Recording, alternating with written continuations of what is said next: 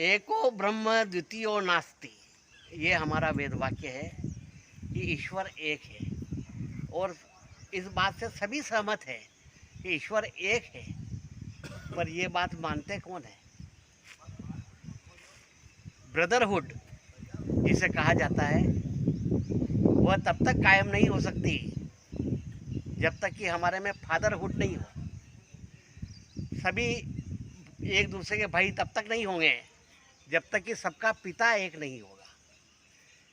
Brotherhood हम उदाहरण देते हैं कि मुसलमानों में पाई जाती है।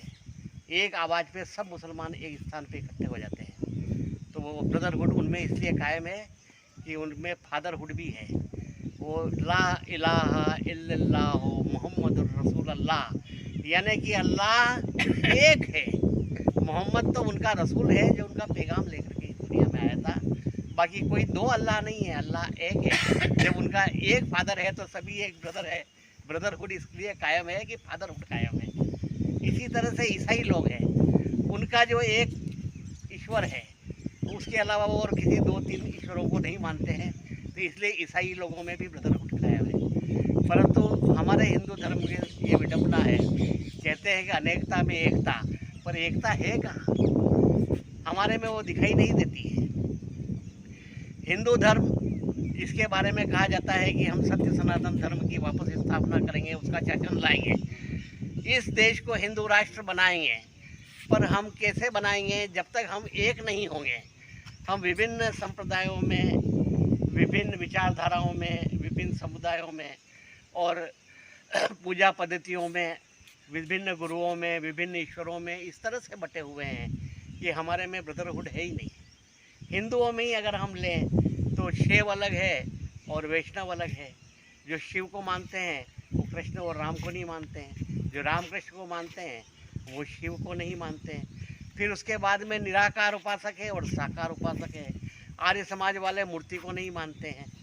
और उसके बाद में हिंदू धर्म में फिर कितने ही धर्म हैं, और उसमें जैसे गायत्री परिवार वाले हैं, वो गायत्री के अलावा किसी और को मानते नहीं। राम स्नेही संप्रदाय वाले हैं, वो भी मूर्ति को नहीं मानते हैं।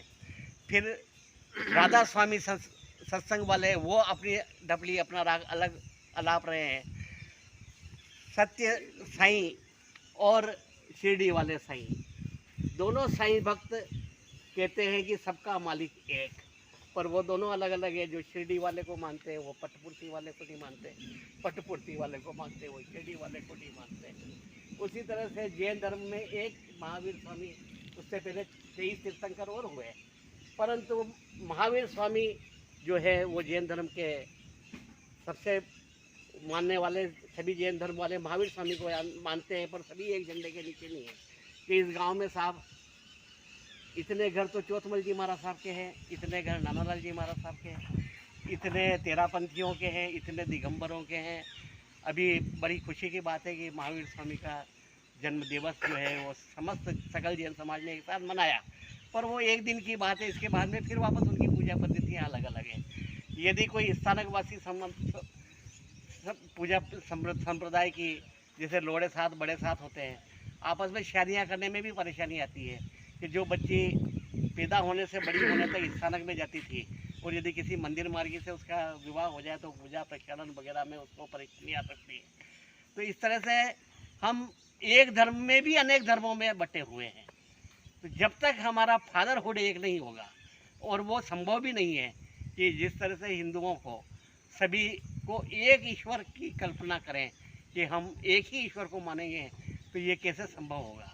ये एक विडंबना है। अगर यदि ऐसा हो सके और सभी एक ईश्वर को यानी एक फादरहुड को माने, तो फिर ब्रदरहुड कायम हो सकती है और हम पुनः अपनी खोई हुई प्रतिष्ठा को प्राप्त कर सकते हैं, विश्व गुरु का दर्जा प्राप्त कर सकते हैं।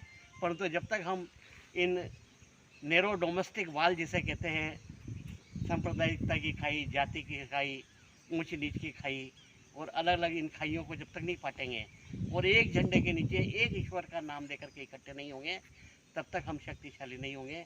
तो इस दिशा में हमें प्रयास करते रहना चाहिए।